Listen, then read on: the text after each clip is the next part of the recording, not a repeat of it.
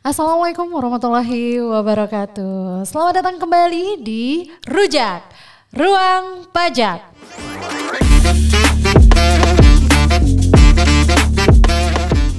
Baik kawan pajak semuanya yang tentunya yang ada di seluruh Indonesia, apa kabarnya nih pada hari ini? Semoga semuanya dalam keadaan yang baik. Izinkan saya memperkenalkan diri terlebih dahulu. Perkenalkan, nama saya Putri Pramitasari, biasa dipanggil dengan Mita. Saya adalah salah satu penyuluh pajak di Kanwil DJP Jakarta Timur. Jadi kawan pajak semuanya, di YouTube kami Kanwil DJP Jakarta Timur ada yang namanya Rujak, Ruang Pajak. Sebenarnya apa sih Ruang Pajak itu? Yang pastinya kita akan ngobrolin seputar pajak, baik dari sisi Fiskus maupun dari wajib pajak sendiri. Adakah informasi terkini tentang pajak? Makanya jangan lupa untuk subscribe YouTube kita ya, Kanwil DJP Jakarta Timur. Hari ini tentunya senang sekali saya tidak sendirian. Hari ini Kanwil DJP Jakarta Timur akan berkolaborasi dengan KPP Pratama yang ada di lingkungan Kanwil DJP Jakarta Timur. Siapakah mereka? Ya tentunya hari ini senang sekali saya ditemani oleh dua pria yang luar biasa dari KPP Pratama Jakarta Cakung dan juga KPP Pratama Jakarta Pulau Gadung. Kita sapa terlebih dahulu. Selamat pagi ya Mas Putu. Pagi Mbak Mita. Selamat pagi Mas Eko. Pagi Mbak Mita. Pagi, baik ya kabarnya hari ini ya? Alhamdulillah. Alhamdulillah, semoga semuanya juga dalam keadaan yang sehat tentunya ya. Amin. Nah, hari ini kita mau ngobrolin apa nih Mas? Pajak lah. Pajak. Baik ya, pagi-pagi hari Senin kita ngobrolin soal kalau teman-teman atau kawan pajak semuanya tahu ya terkait dengan pajak. Sebenarnya pajak ini sih apa gitu ya Mas Eko ya, boleh dijelaskan nih. Belum tentu semua kawan pajak itu sebenarnya paham pajak itu apa gitu ya. Boleh Mbak Mita. Sebenarnya pajak itu apa ya? Kalau teman-teman tahu biasanya pajak itu identik apa? Identik sulit, identik pajak kendaraan bermotor, PBB. Sebenarnya pajak itu apa? Kita lihat dari dua sisi Mbak Mita.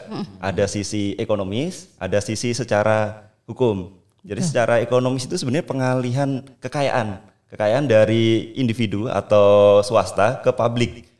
Tapi itu dipaksa. Jadi dipaksa untuk kepentingan umum. Itu secara ekonomis. Jadi pengalihan kekayaan dari swasta ke publik atau ke negara. Kalau secara hukum sendiri itu seperti apa? Kalau secara hukum, secara ketentuan peraturan perundang-undangan otomatis di ketentuan perpajakan, pajak itu sendiri merupakan iuran wajib oleh setiap warga negara. Juga ada sifatnya yang memaksa. Ini untuk apa? Ini tidak ada imbalan langsung juga dari atas yang dikeluarkan itu. Dari situ kemudian digunakan untuk keperluan negara dan untuk sebesar-besarnya kemakmuran rakyat. Itu sih Mbak Mita. Jadi ada dua sisi kita melihatnya pajak itu apa. Demikian. Oke, baik. Karena kan biasanya itu kalau masyarakat melihatnya pajak kayaknya agak alergi gitu ya. Kalau ngomongin pajak tuh udah takut sendiri, apalagi kalau misalnya dari warga negara kita dikirimin amplop coklat tuh ya. Surat cinta. Apalagi ini dari kantor pajak gitu, perasaan udah dipotong gitu ya.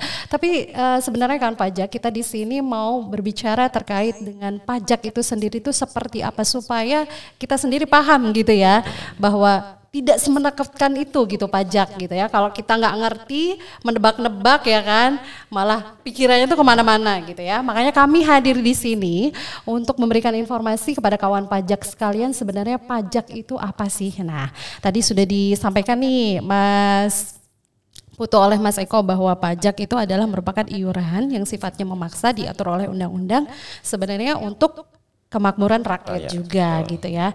Nah, peran pentingnya pajak ini untuk negara itu sebenarnya seperti apa?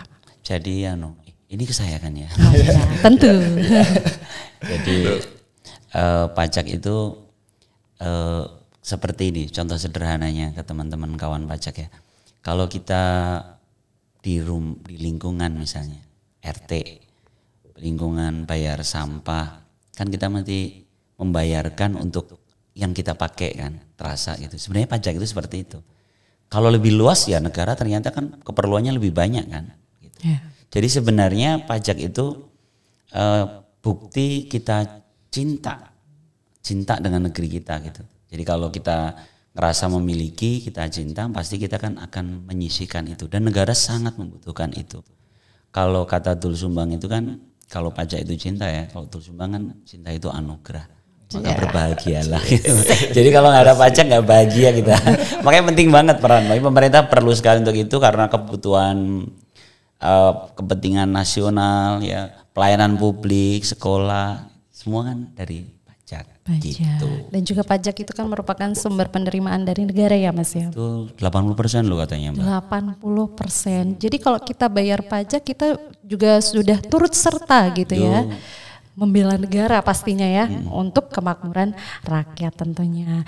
Nah kalau misalnya nih, tadi sudah dijelaskan terkait dengan pajak itu apa, seberapa pentingnya pajak untuk negara kita ya kawan pajak ya.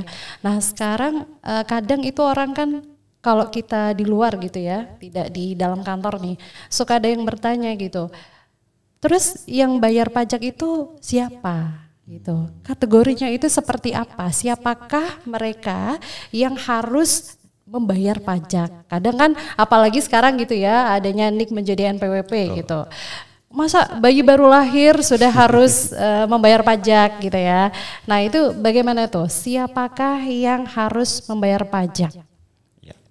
Ini siapa nih? Mas Eko. Oh gantian saya. Susah. Atau mau sweet dulu boleh? Boleh sih. Sebenarnya kalau siapa yang wajib kan berarti yang ditanya pelakunya ya. Betul. Berarti kan istilahnya kita berbicara pelaku sama nanti ada objeknya. Berarti secara pelaku berarti subjeknya. Ya. Subjeknya itu siapa? Ketika berarti yang di Indonesia kan otomatis warga negara Indonesia. Otomatis ada subjek pajak itu ada orang pribadi atau maupun badan. Jadi ketika dia udah memiliki atau memenuhi syarat subjektif dan objektif berarti ada objeknya di situ juga, ini akan memenuhi untuk menjadi wajib pajak. Jadi disinilah yang membayar itu siapa? Wajib pajak. Berarti wajib pajak di sini nggak semua wajib pajak ya. Berarti ada nanti mungkin Mbak Mita, Mas Putu nanti bisa mendetailkan lebih lanjut. Jadi intinya itu siapa itu berarti pelakunya ya wajib pajak Mbak Mita yang membayar pajak nanti.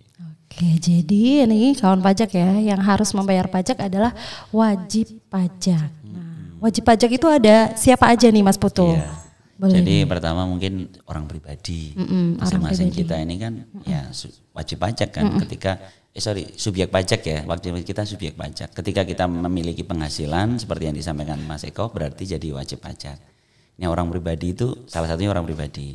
Nah, kedua, kalau dia usaha, badan usaha bisa berupa PT, CV, yayasan, koperasi, firma. Itu yang kedua. Yang ketiga ada lagi warisan yang belum terbagi.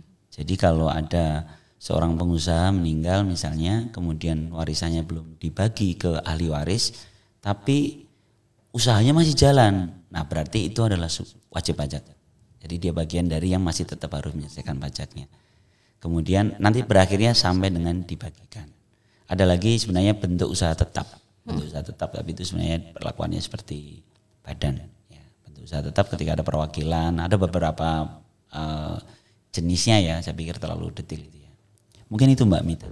Oke, jadi ya kan pajak ya tadi sudah dijelaskan nih, sudah disampaikan bahwa untuk subjek pajak sendiri tadi ada orang pribadi, kemudian ada warisan belum terbagi, kemudian ada badan dan bentuk usaha tetap ya. Menarik nih Mas Putu ya. Kalau misalnya dari warisan yang belum terbagi gitu ya, itu kan misalnya seseorang punya usaha gitu ya, berarti ada dua identitas atas orang pribadi sendiri dan juga usahanya. Nah, apa yang harus dilakukan oleh misalnya keturunannya dalam hal meneruskan tadi ya usahanya itu? Apa yang harus dilakukan oleh si penerusnya ini ketika memang yang bersangkutan sudah meninggal? Ya, yang pertama tentu ini ya, kalau dia usahanya dalam bentuk badan, berarti kan badannya masih utuh ya. Betul. Tinggal perubahan akte perusahaannya, jadi tetap jalan. Tapi bagaimana dengan usahanya kalau dia atas nama perorangan? Berarti kan putus sebenarnya ya. Tapi kan tadi saya sampaikan itu kan kalau dia usahanya masih jalan, tapi orangnya udah meninggal, ya wajib ahli warisnya tentu datang ke kantor pajak untuk melakukan perubahan data ya. data statusnya di sana ada. Jadi kalau dari orang menjadi warisan yang belum terbagi itu. Jadi tetap jalan sampai dengan nanti dibagi baru dicabut. Dicabut. Baik. Nah, tadi juga menarik nih Mas Eko, sudah disampaikan terkait dengan ketika seseorang sudah memenuhi gitu ya persyaratan subjektif dan objektif. Nah, apa sih sebenarnya yang dimaksud dengan persyaratan subjektif dan objektif itu sehingga orang tersebut harus atau wajib membayar pajak?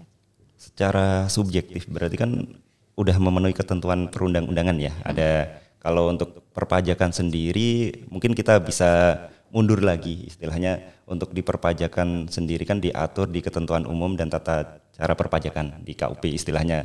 Di kawan pajak semua bisa menyikatnya rata-rata KUP. KUP itu apa? Di situ ada ketentuan umum dan tata cara perpajakan. Jadi istilahnya syarat-syarat subjektifnya ada di situ. Ketika sudah istilahnya apa ya Mas Putu ya? Istilahnya Domisilinya ya. Ya, jadi udah di Indonesia istilahnya ketika dia istilahnya subjektifnya terpenuhi, dia istilah domisilnya di Indonesia kan 183 hari. Udah di Indonesia berarti kan subjektifnya masuk ketika, kalau objektifnya berarti kan ada penghasilan tadi masuk di situ. Di situ sih Mbak Mita. Masuk di situ. Itu berarti dikatakan subjektif itu lebih kepada tempat tinggal orang tinggal ya. Sudah bertempat tinggal berapa lama di Indonesia? Batasannya sesuai dengan KUP adalah 183 hari. Kemudian untuk objeknya adalah memiliki penghasilan gitu ya kawan pajak ya tadi ya, terkait dengan siapakah sebenarnya yang harus membayar pajak, kemudian kriterianya apa sih seseorang itu bisa dikatakan untuk menjadi subjek pajak. Oke. Nah, selanjutnya nih, kalau misalnya kita kan sebagai penduduk itu mengenal identitas kita sebagai penduduk gitu ya. Adanya NIK, nomor induk kependudukan. Nah, di dalam administrasi perpajakan mungkin kawan pajak juga sudah tidak asing, ada yang namanya NPWP, nomor pokok wajib pajak. Sampai salah dilihat Mas Putu nih ya. Ingat dulu sumbang tadi loh. Pengen juga dinyanyiin sebenarnya enggak ya. Jadi NPWP. Nah, ketika seseorang melaksanakan dalam administrasi perpajakan melaksanakan hak dan kewajibannya itu kan menggunakan identitas yang namanya NPWP. Bagaimanakah seseorang itu bisa memiliki NPWP? Apakah serta-merta diberikan oleh DJP ketika tadi ya sudah ada memenuhi persyaratan subjektif dan objektif, atau seperti apa nih? Atau dia harus mendaftarkan diri sendiri terlebih dahulu? Boleh dijelaskan Mas Putu? Ya, ini cukup sering ya pertanyaan ini setelah kita mensosialisasikan NIK sama dengan NPWP.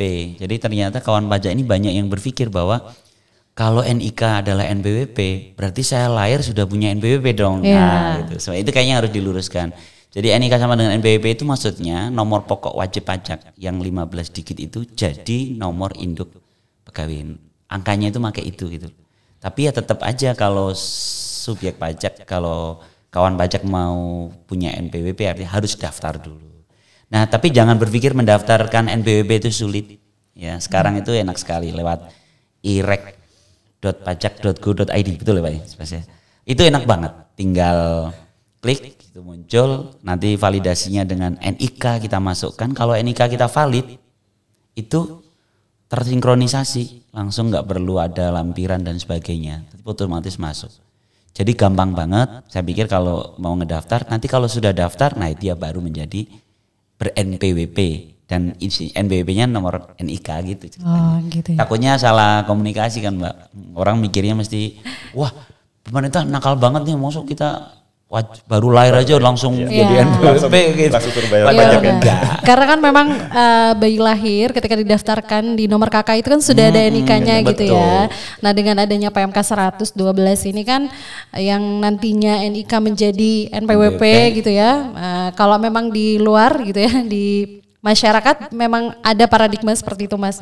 Maksudnya gimana nih gitu kan, belum semua itu memahami bahwa ketika seseorang itu sudah memenuhi tadi yang sudah disampaikan oleh Mas Eko, persyaratan subjektif dan objektif, baru dia berkewajiban untuk membayar pajak. Nah, tadi kan sudah disebutkan kalau ber-NPWP itu kan mudah gitu ya. Cukup dari pendaftaran Secara online. secara Mita. online. Kalau secara datang ke KPP apakah masih dilayani atau tidak? Masih. Masih ya. Apakah yang harus dibawa nih Mas nih kalau untuk pendaftaran? Cukup fotokopi KTP aja sebenarnya. Istilahnya nanti ada formulir ketika dia, sebenarnya kita nggak menyarankan untuk datang langsung karena ketika datang langsung itu kan dibatasi wilayahnya ya. Itu ketika dia istilahnya di sini di kami di Kecamatan Pulau Gadung, otomatis yang ber-NPWP di Kecamatan Pulau Gadung, ber-KTP istilahnya, beralamat di Kecamatan Pulau Gadung. Nanti cukup bawa KTP, fotokopi KTP, nanti karena kan sudah disinkronkan ya seperti yang disampaikan oleh Mas Putu tadi, ketika NIK sebagai NPWP ini sudah dari tahun kemarin malah kita bersosialisasi untuk menyampaikan seperti itu. Kenapa kita menggunakan NIK sebagai NPWP sebenarnya untuk administrasi kita lebih simpel juga ya sebenarnya di situ sih. Ketika datang ya tinggal bawa fotokopi KTP, nanti tinggal, ini untuk orang pribadi ya Mbak Mita ya, yang kita bahas ya. Ketika bawa fotokopi KTP kita mengisi formulir, nanti tinggal ngambil antrian aja untuk ke loket pendaftaran. Nanti di situ tinggal ditunggu, nggak nyampe paling 5-10 menit udah selesai Mbak Mita, udah jadi di situ untuk nomornya. Semudah itu ya kawan pajak semuanya ya. Jadi memang buat apa untuk mengingat banyak-banyak identitas ya kan? Ya, lebih baik banyak ATM-nya di dompet ya kan. Nah sekarang cukup mengingat NIK saja gitu ya. Nah kalau tadi kan sejauh ini ketika misalnya wajib pajak sudah memiliki NPWP, nantinya dengan adanya integrasi data single identity gitu ya menggunakan NIK atas NPWP yang orang pribadi ataupun badan yang sudah memiliki NPWP, apa yang harus dilakukan nih Mas dalam rangka nanti penggunaan NIK sebagai NPWP? Mas Putu boleh dijelaskan? Wow, apa yang harus dilakukan untuk coba? Jadi gini, ada dua berarti ya. Dia WP lama sudah punya NPWP, tapi karena ada apa itu namanya pemadanan ya, kalau istilahnya pemadanan NIK dan NPWP, maka yang harus dilakukan wajib pajak adalah sebenarnya dia mandiri bisa pemadanan secara mandiri dengan cara masuk di JP online ya. Di sana ada profil wajib pajak. Kalau dia belum valid biasanya karena NIK-nya memang belum masuk. Ini bisa terjadi karena saat pembuatan NPWP dulu belum NIK-nya masih NIK yang lama gitu misalnya ya. Jadi belum sinkron. Kalau itu tinggal input lengkapi NIK kita yang sekarang, terus lalu klik validasi, otomatis tersinkronisasi. Semudah itu sih sebenarnya. Untuk yang belum yang daftarnya udah lama gitu. Kalau yang daftar baru saya berkeyakinan sih sudah valid karena kan saat mendaftarkan tadi saya sampaikan ketika IREK kan sudah memvalidasi sendiri NIK yang dimasukkan. Jadi sebenarnya sudah valid. Oke. Itu. Baik, kalau misalnya tadi divalidasi, yang divalidasi itu atas data apa aja nih Mas? Oke, yang pertama tadi ya NIK ya, kemudian KLU biasanya dipastikan tuh di data lain itu suka ada yang belum sesuai dengan yang sebenarnya, pastikan sesuai. Kemudian daftar keluarga. Data keluarga itu makanya data yang dibutuhkan kalau pemadanan NIK secara mandiri. Saya sarankan kawan pajak bahwa KK sebenarnya udah cukup ya, karena kan di KK ada NIK-nya ya. Betul. KK informasinya sudah lengkap. Sudah lengkap itu. Ada nomor KK sama NIK-nya anggota keluarga kita input semua. Ini seolah-olah ngapain lengkapin? Ternyata perlu Mbak. Saya banyak ketemu di lapangan di helpdesk istri yang punya usaha. Kan tadinya dia ngikut NPWP suami ya Mas ya. Tiba-tiba punya usaha diminta NPWP lagi. Gimana Pak? Terus saya naruhnya di mana pelaporannya? Nah, kalau dia sudah dipadankan oleh suaminya melalui kakaknya itu tadi sebenarnya itu sudah cukup. Nanti pelaporan penghasilan istri ini nanti boleh dibahas di seri berikutnya ya tentang melaporkan penghasilan istri. Toh ada kolomnya gitu, kolom penghasilan istri itu ada. Jadi bisa tetap satu NPWP-nya. Menarik nih ya. Untuk suami istri yang memiliki NPWP sendiri-sendiri gitu ya. Sebenarnya secara ketentuan dari perpajakan itu seperti apa Mas? Apakah diperbolehkan dari suami dan istri itu memiliki identitas untuk pelaksanaan hak dan kewajiban perpajakannya itu berbeda? Jadi NPWP-nya 2 misalnya gitu ya. Atau memang seperti tadi, kenapa 2 harus jadi 1 aja gitu? Sebenarnya gimana? Pasti banyak juga nih yang kawan pajak di sana yang bertanya-tanya juga nih. Betul. Ya, tadi mungkin udah dijelaskan oleh Mas Putu tadi ya. Jadi istilahnya pajak itu nggak boleh memaksa juga. Istilahnya itu pilihan. Semua balik ke masing-masing, balik ke individunya. Ketika sebenarnya ini tujuan kita kan istilahnya lebih sederhana, lebih simpel. Jadi ngapain sih ketika bisa kita lapor sekali aja, kenapa dua-duanya harus lapor? Jadi dari pemerintah itu menyarankan sebenarnya satu keluarga satu identitas, idealnya seperti itu. Tapi ketika istri, istilahnya wanita yang sudah menikah itu memilih untuk melaksanakan kewajiban perpajakan secara terpisah, diperbolehkan juga. Karena kita nggak melarang, karena secara aturan pun diperbolehkan Mbak Mita. Jadi ada dua pilihan. Cuma ketika nggak mau repot, alangkah baiknya mending kita satu aja. Suami istri kok satu-satu, apakah ada yang disembunyikan? Soalnya malah jadi masalah juga itu. Perlu dipertanyakan nih ya. Iya, jadi ke situ sih, lebih ke simpelnya mending satu aja menurut saya. Ya, jadi memang boleh memilih.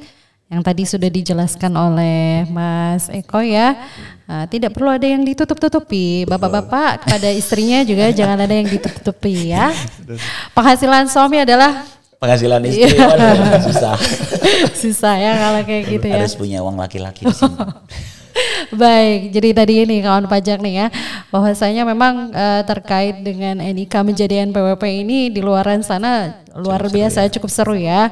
Nah tadi kan dari sisi orang pribadi gitu ya, kalau dari sisi badan sendiri itu gimana identitasnya? Apakah dengan berlakunya NIK menjadi NPWP terdampak juga terhadap identitas atau dalam hal pelaksanaan hak dan kewajiban dari wajib pajak badan ini untuk administrasi perpajakannya? Apakah sama kalau kita kenalkan kalau wajib pajak untuk NPWP, mohon maaf ya, NPWP itu kan 15 digit, sama orang pribadi, baik itu orang pribadi ataupun badan. Nah dengan diberlakukannya NIK menjadi NPWP ini terdampak juga nggak ke wajib pajak badan? Kalau untuk badan sih lebih simpel ya. Jadi karena nggak ada yang perlu divalidasi ke istilahnya dinas kependudukan dan pencatatan sipil. Kalau orang pribadi tadi kan NIK-nya harus divalidasi. Jadi ketika tidak masuk ya nggak bisa nanti. Tapi kalau untuk badan sebenarnya lebih simpel. Nanti ditambah 0 aja di depannya. Jadi 16 digit. Yang terdampak itu istilahnya wajib pajak badan yang cabang. Cabang kan nanti berubah. Itu yang jadi berubah. Kalau selama ini kan ada yang 3 digit belakang. Kalau yang wajib pajak badan yang pusat itu 000, nanti yang cabang biasanya 001, 002 dan seterusnya sampai berapapun itu.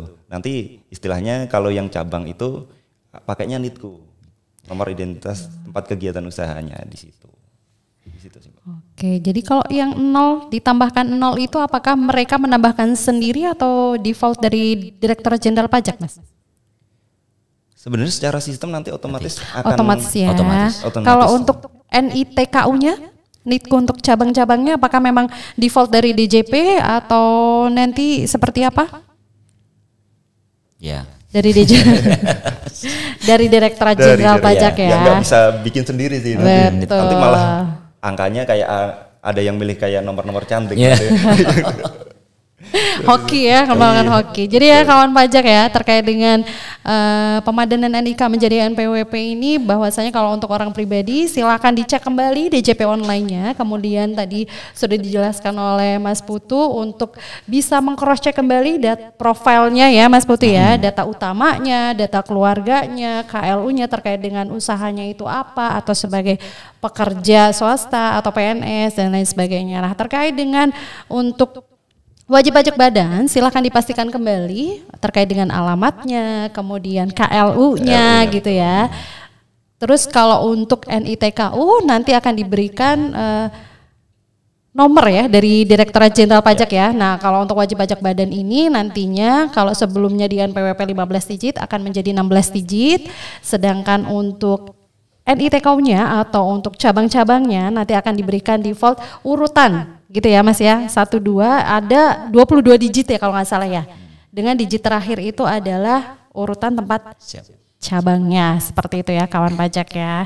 Luar biasa nih ya, obrolannya sudah sampai terkait dengan subjek pajak. Nah kalau misalnya nih Mas, tadi kan sudah dijelaskan terkait dengan NPWP, kemudian seseorang itu sudah memiliki NPWP, apa yang harus dilakukan oleh wajib pajak sebenarnya ketika dia sudah memiliki NPWP?